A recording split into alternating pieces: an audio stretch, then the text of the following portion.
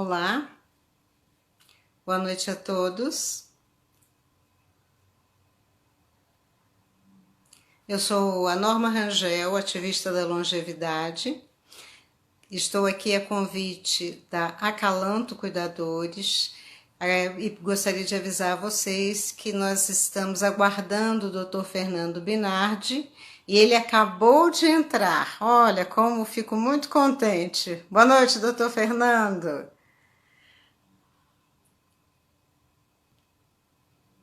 Funcionando. Convidando para que entre.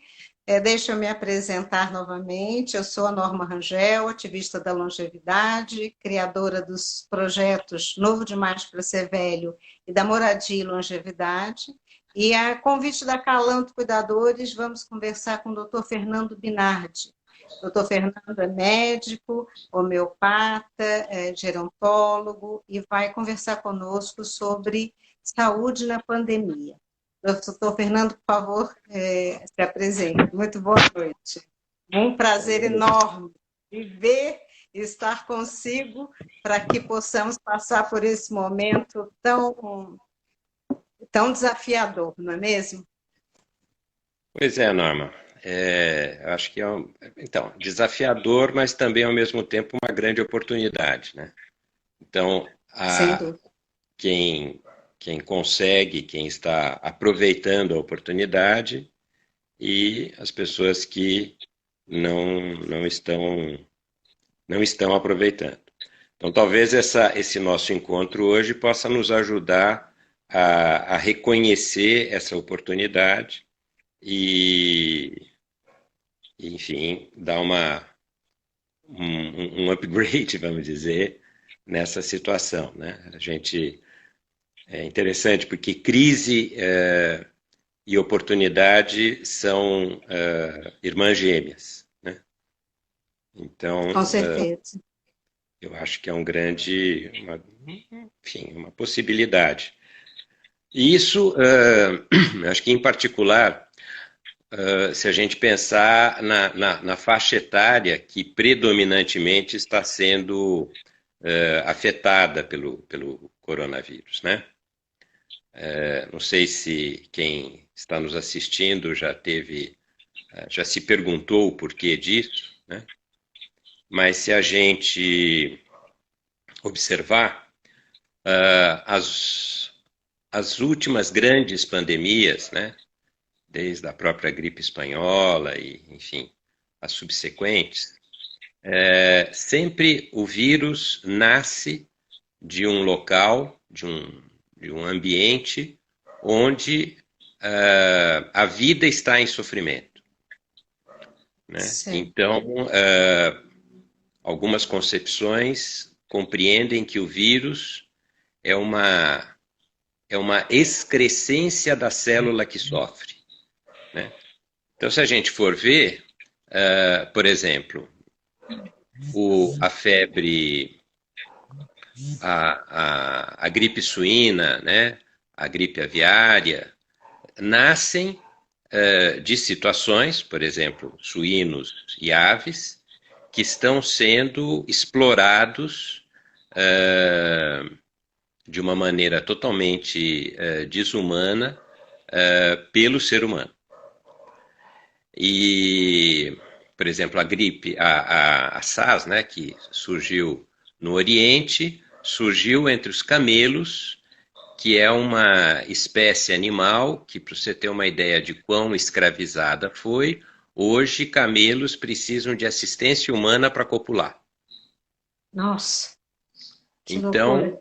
Então, assim, na verdade, os vírus de pandemias, como esse último, né, o Covid-19, nasce numa situação onde a fauna silvestre é confinada de uma maneira absolutamente inadequada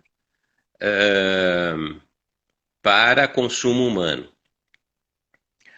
Então, sempre os vírus que geram pandemias emergem de situações onde a vida está em intenso sofrimento. É interessante isso. Acho que poucos de nós sabíamos disso. Então, e aí veja que interessante. A quem se dirige o corona, né? O corona não se dirige às plantas, o corona não se dirige aos animais, ele está agindo de maneira mais letal, digamos assim, em quem? Nos seres humanos que têm doenças crônicas. Né? Como alguém faz doença crônica? Né? Muitas pessoas devem estar respondendo para si mesmas: eu tenho uma genética, né? Eu tenho diabetes porque minha mãe tinha diabetes, porque minha avó tinha diabetes, não sei o quê. Não. Hoje a ciência demonstra, tem vários trabalhos mostrando, que o percentual da causalidade de doenças crônicas está relacionado à ordem, isso varia um pouquinho de doença para doença, mas a ordem de 20%. Né? Ou seja, 80% da causalidade das doenças crônicas se refere ao estilo de vida. E por isso que as doenças crônicas, outrora, eram um apanágio da fase madura da vida. Porque você precisa fazer... É que nem um carro. É difícil você ter um problema mecânico num carro zero. Né? Mas na medida que você vai usando mal o carro, ele vai dando problema. E na medida que você usa bem o carro, você vê aí nessas exposições de carros antigos, carros de 1940, 1950, funcionando perfeitamente. Então, mas por quê? Porque estão sendo muito bem cuidados. E o que é cuidar bem de um carro? Né? É atender às necessidades mecânicas do carro.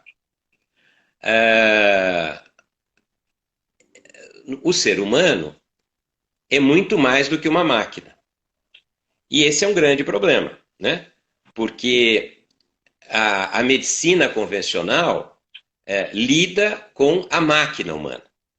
Por exemplo, eu estudei numa das melhores escolas do Brasil, né, Escola Paulista de Medicina, Unifesp, e eu nunca tive uma aula sobre o ser humano. Né? Eu tive muitas aulas sobre o corpo humano. Mas não tive uma aula sequer sobre o ser humano. Eu fui conhecer o ser humano na medida que eu comecei a fazer clínica e me encontrar com as pessoas e ver que aquilo que eu tinha aprendido era insuficiente. Né?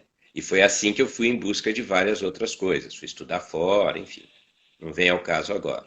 Mas, por exemplo, uma das formações que eu fui fazer foi na Dinamarca, ao longo de 10 anos, onde eu fui aprender sobre os corpos não físicos do ser humano. Né? Então, passei um longo período aprendendo sobre a mecânica humana, mas agora, né, ao me formar, eu tinha uma certeza. A única certeza que eu tinha ao me formar, quando a gente se forma, a gente é invadido por inúmeras inseguranças, incertezas. Né? Então, a única certeza que eu tinha é que a minha missão como médico era auxiliar as pessoas que me procurassem a serem capazes de ouvir a mensagem que a doença estava trazendo para eles. Né? E a tendência na medicina convencional é matar o mensageiro. Né? Em inglês, literalmente, né? O nome de analgésico em inglês é painkiller, um matador de dor. Né? E a dor sempre, invariavelmente, está querendo me comunicar alguma coisa. E muitas vezes eu não tô em condições, não estou equipado para reconhecer essa mensagem. E aí a função do médico é auxiliar essa pessoa a reconhecer essa mensagem e fazer as mudanças necessárias. Veja, no âmbito da medicina convencional, isso é tão sério que eu costumo comparar a um carro que chega no mesmo mecânico pela terceira vez para trocar a caixa de câmbio, né? Se um carro chega na mecânica para trocar o mesmo dispositivo, que é a caixa de câmbio, pela terceira vez, o que precisa ser trocado? O motorista. E isso está além do alcance do mecânico, né? Que é o que acontece com o médico, né? O médico está além do alcance do médico mudar o estilo de vida da pessoa, que é responsável por 80% da causalidade das doenças crônicas. Mas nesse, posso claro, posso por lhe favor. interromper só para uma pergunta? Tá. Só para fazer um parâmetro, doutor Fernando. Nesse momento, principalmente do isolamento da pandemia, existe alguma coisa que nós possamos aprender a começar a fazer para conseguir um pouco mais de vitalidade e imunidade perante a tudo que está acontecendo? A outra pergunta, eu acho que é uma pergunta que está aí na dúvida para todo mundo, é que tem muitas pessoas, muitos profissionais da saúde dizendo que, na verdade, nós deveríamos estar nos expondo porque estamos longe dos patógenos. Então, repetir. Primeiro, em isolamento, podemos fazer alguma coisa nesse momento, começar a fazer, começar a aprender a fazer algo que nos traga um pouco mais de vitalidade e imunidade. E se realmente devemos permanecer em isolamento, é mais seguro, principalmente para os 60 a mais, né? Ou se podemos já começar a sair guardados os devidos cuidados, obviamente, e sempre na medida da real necessidade, não sair por sair. O Norma, você acha que daqui a 60 dias não vai ter mais Covid lá fora? Não, eu acho que vai. Por isso a pergunta. Acho que vai e acho que vai, vai existir ad eterno, né? Como nós lidamos com isso? Então, exatamente. Então, por que a gente está isolado? Para que, como em países onde não foi feito o isolamento, onde não foi feita a quarentena, o que aconteceu? Estrangulou, né, o sistema de saúde. Porque em outras pandemias, digamos assim, o tipo, né, a maneira como a doença se manifestava, era uma manifestação que, por exemplo, não dependia de um aparelho específico chamado ventilador. Certo. Né? Então, hoje, o grande problema é que é uma doença gravíssima. Eu imagino. Mas essa doença gravíssima só se manifesta como gravíssima em quem? Em quem tem mau estilo de vida. Tá. E como é que eu sei que tem mau? Então, e como é que eu sei que tem mau estilo de vida? Porque tem doença crônica. Né? Todo mundo que tem doença crônica tem um estilo de vida que merece revisão. Tá. Né?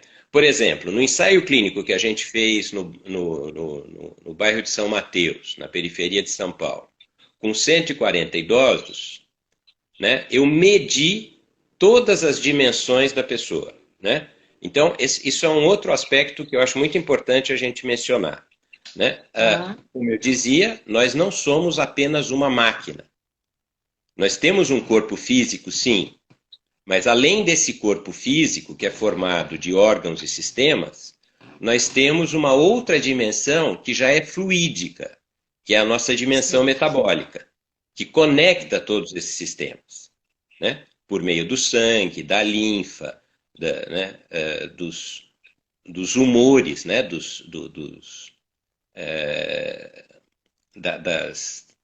As glândulas de secreção endócrina liberam os hormônios que vão conectar os nossos tecidos.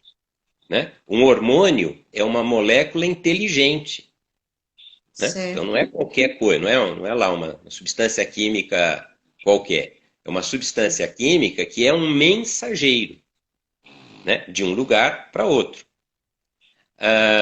Além disso, o sistema imunológico também permeia o corpo todo por meios fluídicos, né? Hum. E hoje, né, a visão moderna de sistema imunológico é, na verdade, um grande sistema informacional, né? E não um sistema como foi concebido na época da guerra, de pós-guerra principalmente, um sistema de ataque e defesa. Né? Tá. É um sistema de informações. Então, o que é um vírus? Então, o vírus, acho que a melhor concepção, né, a melhor metáfora, a melhor analogia que eu posso fazer de um vírus hoje, vírus é um pendrive, Certo. né? Que se eu Ah, encontrar um pendrive na rua, é, ele é perigoso? não. Ele pode ter toda, sei lá, todos os Informação do segredos, mundo. ele pode ter todos os segredos da Casa Branca, né? Mas Exatamente. enquanto ele não for conectado a um computador, ele É, não representa perigo nenhum, é né? verdade. Isso é um vírus, né? Um vírus é um pacotinho de informação que Hum. saiu de uma célula que pedia socorro, Nossa. né? Então é como se fosse né, o náufrago que conseguiu chegar numa ilha e não tem como se comunicar, o que que ele faz? Ele coloca num saquinho plástico, em alguma coisa, uma mensagem e joga no mar e espera que alguém recolha aquilo, né? Para saber Sim, que ele está lá. boa Então, analogia. o vírus, em particular esses vírus da pandemia, são apelos desesperados de formas de vida que estão sofrendo de maneira desesperada. Ah, E estão endereçados a quem? Aquelas pessoas que estão principalmente vivendo em desacordo com a sua própria natureza. Porque alguém que abusa desvairadamente de um hum, açúcar refinado, né? Não sei se você tá. sabe, mas a gente não sai de fábrica para um mundo com bombons, né? Verdade. A gente, né? Assim, as populações originais, assim, principalmente do sul do Saara, que foram muito estudadas, não têm Ah, diabetes. E por que que elas não ó, têm diabetes? Porque a dieta delas não tem açúcar. puxa Então, o vida. diabetes, principalmente o diabetes tipo 2, nada mais é do que o resultado de um estilo de vida, de um estilo de alimentação, de um hábito alimentar inadequado por muito tempo, né? Onde a insulina do corpo vai se esgotando de tanto desafio por alimentos inadequados. Veja, Tá. isso é tão verdadeiro hoje que fez com que talvez uma das principais escolas de medicina do mundo contemporâneo, que é Harvard, Ah, é, criar um novo modelo de medicina chamado exatamente medicina do estilo de vida, onde o médico deixa de ser um mero prescriptor de remédio, que você já reparou que médico quer remediar tudo. Ah, não está dormindo? Toma esse remédio. Ah, você tá sem sono? Toma esse remédio. Ah, você está precisando de mais energia? Toma esse remédio. Ah, você está com fome? Toma esse remédio. Ah, você está sem apetite? Toma esse remédio. Tudo é remédio. Quando, na verdade, o nosso hum, comportamento é resultado, em particular, de um único sistema extremamente importante em medicina contemporânea, que se chama psico, neuro, imuno, endócrino. O que isso quer dizer? Que cada pensamento meu, cada comportamento do meu psiquismo se converte em impulso nervoso, em resposta imunológica, em resposta endócrina, e isso nos possibilita reconhecer que somos seres complexos e multidimensionais. Então, para dar conta dos resultados que uma pesquisa que foi feita é feita até hoje na Unifesp, acompanhando milhares, hoje são cerca de 3.000 idosos acompanhados pela Unifesp, residentes da Vila Clementino, né, que constata que assim, o que corrói a qualidade de vida, o que corrói a excelência do momento maduro da vida é a doença crônica. Certo. E se a doença crônica é fundamentalmente decorrente do estilo de vida, não existe na farmácia um Estilol 5.000 para você tomar 3 vezes ao dia e mudar o estilo de vida. O estilo de vida precisa ser mudado por meio de conscientização, de ações reais. Então, quando você me pergunta o que uma pessoa pode fazer na quarentena, ela pode se perceber, ela pode transformar o seu estilo de vida. Por exemplo, quantas pessoas estavam habituadas a comer qualquer coisa na rua todos os dias e agora, em confinamento, estão tendo que se confrontar com a sua alimentação, né? E por que não dizer preparar a sua própria alimentação, né? Isso é uma oportunidade ímpar. E isso diz respeito à dimensão metabólica do nosso corpo, porque o nosso metabolismo faz circular em nós aquilo que a gente come. Então, se eu como um monte de porcaria, eu estou circulando um monte de porcaria, né? Se eu como aquilo que eu necessito, e isso varia de pessoa para pessoa, não tem a dieta excelente, né? Tem aquilo que cada um vai precisar, eu imediatamente percebo as diferenças. E essas diferenças vão se manifestar na dimensão seguinte, que é a dimensão vital. A pergunta que você me fez, como é que eu posso me tornar mais vivo? Isso. Né? O que você acha, né? E aí eu vou te fazer uma pergunta, vou fazer o papel de entrevistador agora, se você me permitir. O que você acha que o que você acha que é fundamental para que eu tenha vitalidade? Além de comer bem, dormir bem e ter bons pensamentos? Então, dormir bem. Esse é o fundamental. E os bons pensamentos, nós já vamos chegar lá, você tem razão também. Mas assim, se eu não dormir bem, eu não acordo com apetite. Então, esse seria o primeiro passo.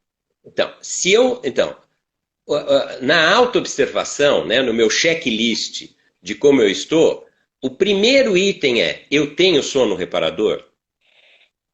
E o que é sono reparador? Sono reparador é aquele que eu vou dormir e acordo no dia seguinte. Né? Às vezes eu pergunto, como é seu sono? Meu sono é tranquilo, eu levanto umas 3, 4 vezes à noite para fazer xixi. Não, isso não é sono tranquilo. Né? O sono reparador, primeiro, eu deito e durmo. Não tenho que deitar, ficar lendo, viro de um lado, viro do outro, vejo televisão, não sei o quê. Não. Né? Eu estou com sono, vou para a cama, deito e durmo. Daí, quando eu vou acordar? No dia seguinte. Né? No horário estipulado. Por exemplo, sei lá, meu horário de acordar é 6 horas. Então, às 6 horas eu acordo com disposição, com apetite, né? E vou trilhar minha vida. Né? Certo. Eu me lembro nessa hora de voltar a mencionar, eu vou falar mais daqui a pouco, mas para a gente não esquecer do ensaio clínico que nós fizemos com 140 idosos lá de São Mateus. Né? Onde eu já vou falar mais disso, mas só para lembrar aqui agora que eu acho que é muito importante, porque um dos principais resultados que a gente teve lá foi resgate do sono reparador em todos eles. E sabe qual foi a única coisa que eu apliquei nesses 140 idosos? Não. meditação 2 vezes ao dia. Nossa, mas olha, é precioso o que o senhor está Então, falando. É assim, precioso. esses idosos que se comprometeram a meditar diariamente 2 vezes por 20 Tá. minutos, deixaram de ser hipertensos, diabéticos, deprimidos, obesos e assim por diante, né? Nossa, Inclusive, isso é. há 2 ou 3 meses atrás, eu fui convidado para o Congresso de Oftalmologia para apresentar os resultados de meditação curando glaucoma, Nossa. né? Então, e por que? E já já a gente vai entender por que a meditação cura tudo, né? Quando a gente chegar na dimensão supramental. Então eu falava da dimensão vital, que é a dimensão do nosso ritmo. Quantas vezes, né, por esforço, para atender aquilo que a gente acha que o mundo quer da gente, né? Porque o mundo não quer nada, o mundo está aí, assim, você tem todo o direito de ser quem você é, né? Mas não, mas você acha que o mundo quer alguma coisa de você, e para atender aquilo que você acha que o mundo quer, você se esforça e corrói o seu ritmo. Nossa. Então a vitalidade depende fundamentalmente do meu ritmo. Então, do número de horas que eu preciso dormir, Tá. daquilo que eu me alimento na hora adequada, ah, da atividade física adequada que eu faço bem motivado, né? Então não adianta Aham. fazer esteira, ouvindo música e assistindo vídeo, né? Tá. Isso não é atividade física. Não funciona. Atividade física é cuidar do jardim, atividade física é andar no parque, atividade física é aquilo que o meu ser clama, né? E daí eu me movimento para atender o clamor do meu ser, né? Entendi. Então, eu preciso de respeitar esses ritmos, essas necessidades para ter vitalidade. E você Tá. está reparando que há uma hierarquia entre essas dimensões. Então, o metabolismo é hierarquicamente superior ao físico, né? Porque, por exemplo, se eu como mal, onde que eu vou padecer? No físico, né? Se eu não durmo bem, se acumulam substâncias, porque se eu não tenho sono reparador, o meu metabolismo Certo. não é reparado. E se ele não é reparado, ele cria um ambiente propício para a doença crônica acontecer. Então você está reparando que tem uma hierarquia nisso. E acima da dimensão vital, que é essa que a gente acabou de descrever, que depende do sono reparador, do ritmo da vida, você tem a dimensão mental. Dimensão mental essa que é aquela pela qual eu interpreto a realidade. A realidade não é nada, né? A Tá. realidade é aquilo que eu interpreto. Então, o meu chefe não é nem bom nem ruim, ele apenas é. Né? O meu vizinho não é nem bom nem ruim, ele apenas é. Hoje mesmo, né, num grupo que a gente teve agora à tarde, uma senhora falava de como o cachorrinho da vizinha, que é odiado pelo prédio, se relaciona super bem com ela. Né? Então É, veja, o cachorrinho não é nada, ele se torna aquilo que eu deposito nele. perfeito. E esse depósito nasce do meu conteúdo interior, da minha mente. Então, a nossa mente deveria ser um instrumento de decodificação da linguagem simbólica oriunda da dimensão supramental sobre a qual eu vou falar daqui a pouco. Doutor Essa é a... Fernando, deixa ele. Diga, Vou só lhe interromper um minuto. pois Assim, não. nós estamos no digital e o digital às vezes tem uns limites. Nós temos 10 minutos mais de conversa. E o que o Ok. senhor está dizendo é tão precioso, que aqui de público, para que o senhor não possa recusar, eu vou lhe convidar para que a gente possa dar continuidade a essa live em outro momento, de acordo com a Mas sua agenda. eu vou concluir, eu vou concluir em 10 minutos. Preciso. Então, veja, a atividade mental, quando desgovernada. A atividade mental saudável é aquela que é governada pela minha dimensão supramental. O que existe na dimensão supramental? O propósito da minha vida. O que eu vim fazer aqui? Tanto é que nos nossos grupos de maturidade, uma das atividades principais é um grupo que se chama Maturidade na Mata, cujo objetivo fundamental é resgatar o propósito da vida na fase madura da vida. E como que a gente faz isso? Com meditação. Porque meditação é um recurso que aciona o hemisfério direito do cérebro, por meio do qual eu posso contemplar e aí acessar aquilo que genuinamente eu sou. Então, os idosos que eu acompanho, e são centenas, que eu acompanho em estado de quarentena, estão degustando essa possibilidade de meditar, reconhecer os seus aspectos mentais, as histórias que ficaram no passado, com isso resgatar um sono reparador, ter muitos sonhos reveladores, encontrar o seu ritmo de vida, os seus hábitos alimentares adequados. Então, você vê que a quarentena é uma oportunidade de você se curar das suas doenças crônicas e, com isso, estar muito mais preparado para o inevitável encontro com o vírus. Então, eu posso fazer uso da quarentena de maneira inteligente e transformadora, ou posso manter na quarentena ou agravar na quarentena os meus hábitos doentios e com isso me tornar mais doente e, portanto, mais susceptível à gravidade do encontro com o vírus. Só para terminar, essa demanda... Nós já temos 5 minutos, fique tranquilo, é muito precioso o que o senhor está dizendo, nós estamos aqui, tanto que não tem nem pergunta de tanto que todos estão tão atentos ao que o senhor está dizendo. Tá, então,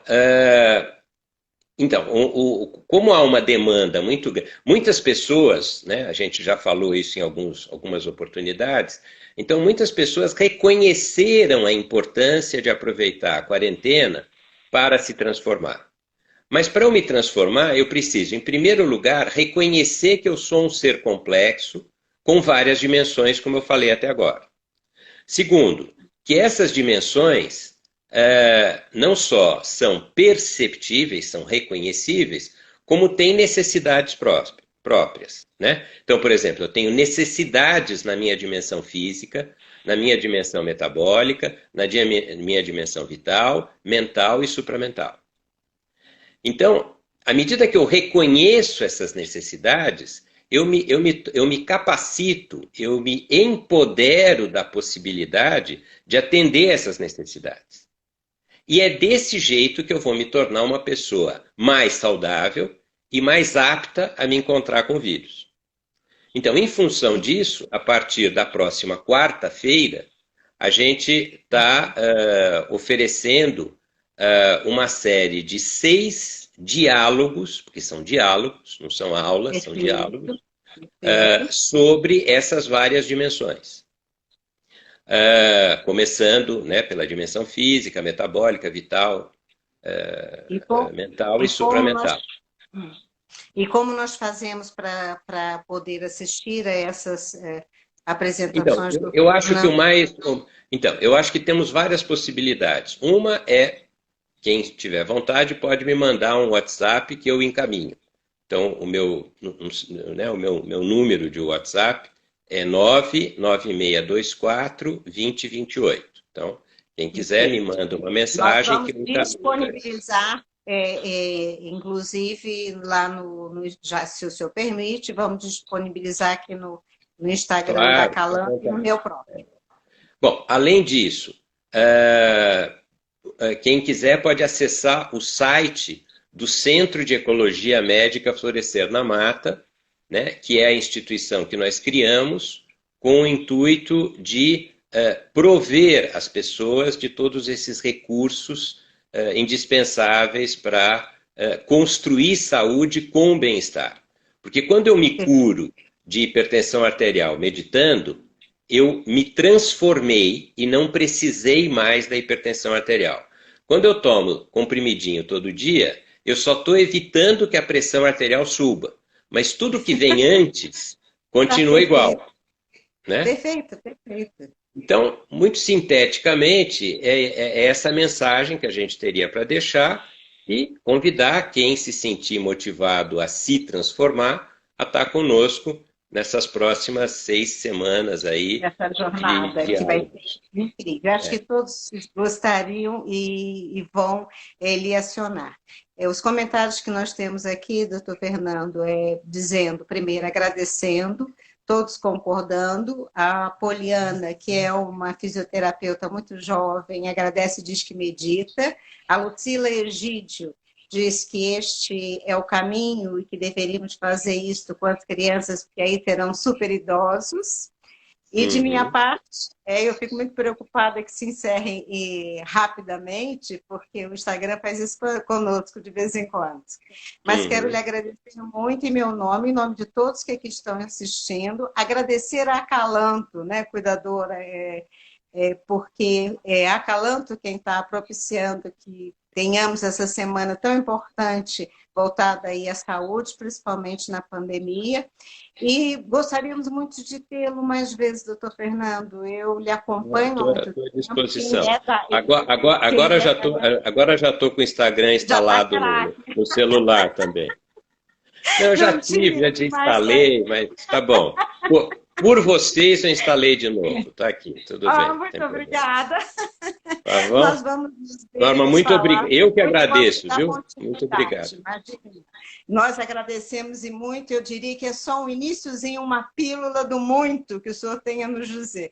Muito obrigada, doutor Fernando. Muito obrigada, Acalanto. Muito obrigada à nossa querida Maria da Conceição da Acalanto. Boa noite a todos e até a próxima. Boa noite, doutor Fernando. Fiquem bem. Tudo de bom. Até. Até.